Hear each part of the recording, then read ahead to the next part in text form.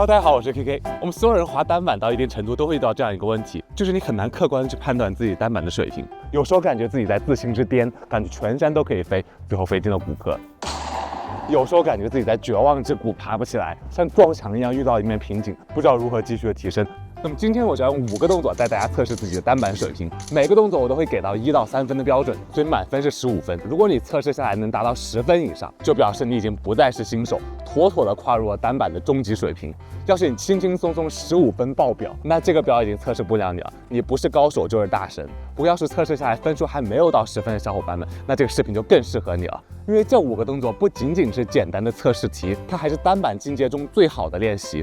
每个动作都代表一项单板的核心滑行能力。如果你觉得有些动作做起来特别困难，那么它可能就是阻碍你进步的滑行的短板。刻意练习这个动作，就会对你的整体的滑行有非常大的提升。那我们接下来就开始测试吧。欢迎大家把自己的分数都打在公屏上。我们现在开始吧。我们的第一个动作就是滑行过程中的双脚起跳。在你2次换刃中间，重心压在一个刃的时候，你可以在坡道上用双脚同时起跳，然后落回雪道，稳稳地按照原来的方向继续前进。如果滑行中可以起跳落地，并且不改变前进的方向，前刃和后刃都可以顺利完成，就可以得3分。如果只能完成前刃或者后刃，那就有2分。如果起跳之后可以成功落地，但每次都会改变方向或者不太稳，那就是1分。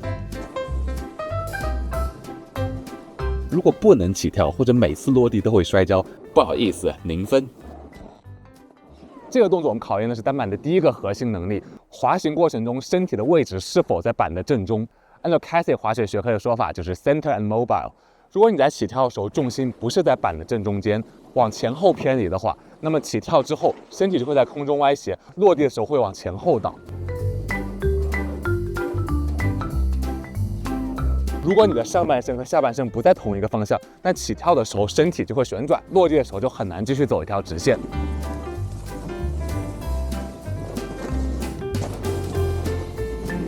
如果觉得这个动作做起来非常困难的小伙伴们，可以参考以上的这些情况，找到核心的原因，然后专门去练习。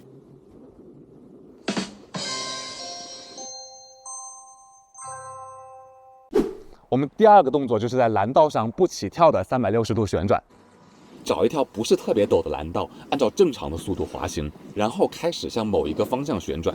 如果能成功连续的完成360度旋转，中间不卡刃、不停顿，并且能向顺时针或逆时针2个方向任意旋转的话，就可以得3分。如果只能连续的朝一个方向旋转，那就是2分。如果每次转过180度的时候都需要停顿一下，再开始转另外一个180度，那就只能得1分。如果发现换刃很困难，或者每次转的时候都会摔跤，不好意思，没有分。这个动作考验的是你对板刃的控制。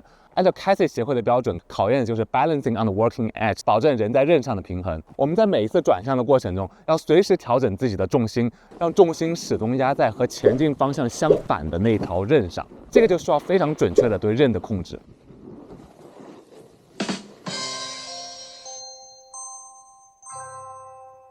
我们第3个动作就是大弯连小弯。在滑行过程中，每一个闭合的大弯之间都接上2个开放的小弯。大的闭合弯需要同时立刃和转向，而小的开放弯就只需要立刃而不转向。你滑出的弯形就是这样的。如果可以在红道上流畅的直行，那就是3分。如果可以在蓝道上流畅的换刃，滑出固定的弯形，那就是2分。如果可以在闭合弯中加入开放弯的换刃，但是不能保证对称的弯形，或者做起来非常困难，1分。如果无法稳定的滑出开放的弯形的话，不好意思，0分。它考验的是用你的核心和下半身控制雪板转向的能力 ，turning with the lower body。我们在转大弯的时候会同时的立刃和旋转。但我们在快速转小弯的时候，是一个滚刃的动作，只立刃，并不把身体的转向。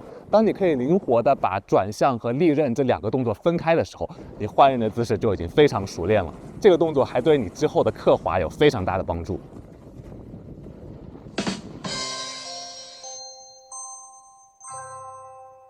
第4个动作就是我们第1个动作的加强版，换刃的时候起跳。在你每次换刃转弯的时候，不是压着雪面把板刃换到另外一侧，而是让身体跳起来落到刃的另外一侧。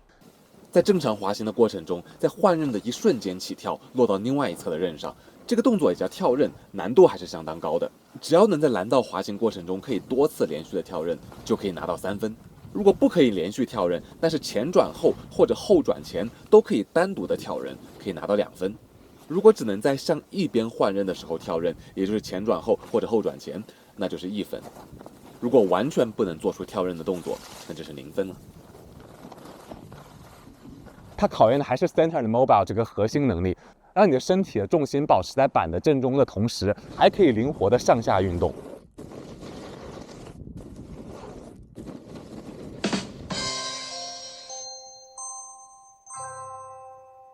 我们最后第5个动作就是万众期待的反脚滑行，它是单板滑行进阶过程中最重要也是最痛苦的一环。当你的正脚可以顺畅的搭上滑行的时候，很难再停下来回到初级道，用反脚慢慢的重新练习。但反脚练习对单板的进阶至关重要。如果反脚滑行还是你的一个短板，无论之后在滑行大山还是进阶公园和平花，你的反脚都会成为你最大的阻碍。如果可以用反脚流畅的滑行红道，那就是3分；如果反脚可以流畅的滑行蓝道，2分；反脚可以滑行但是不够流畅，1分；如果反脚还得回去练推坡的话，那只能是0分了。提高反脚滑行只有一个办法，那叫多练。我这里还有10个反脚滑行的练习和挑战，感兴趣的小伙伴记得关注我们下一期的视频。好了，这就是我们单板滑行水平自测的5个挑战了。屏幕前的你是已经爆表的大神，突破10分的高手，还是依然在快乐进阶的小伙伴呢？欢迎你们留言告诉我，如果在这个视频中遇到了你做起来非常困难的动作，那么恭喜你，只要多练那个动作，你的滑行就有快速的提升。那么今天的视频就到这里啦，希望大家在水上玩得安全，玩得快乐。我们下期再见。